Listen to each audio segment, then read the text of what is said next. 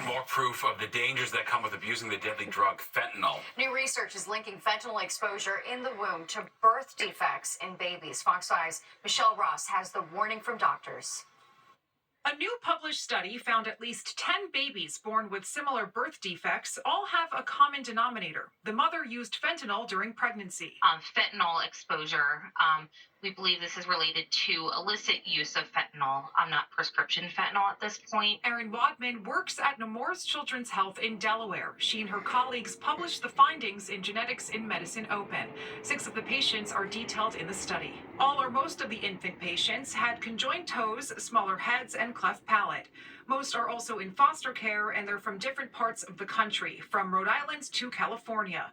All children tested negative for a known genetic syndrome, which is why doctors believe this novel syndrome is associated with prenatal fentanyl exposure.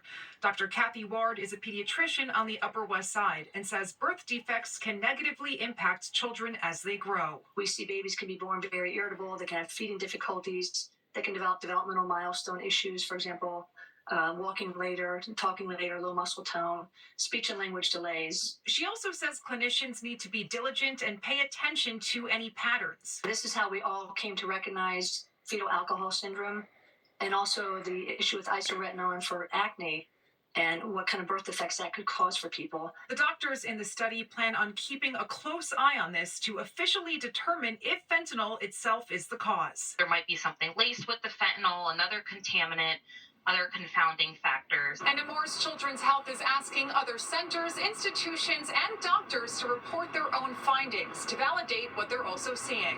I'm Michelle Ross, Fox 5 News. Well,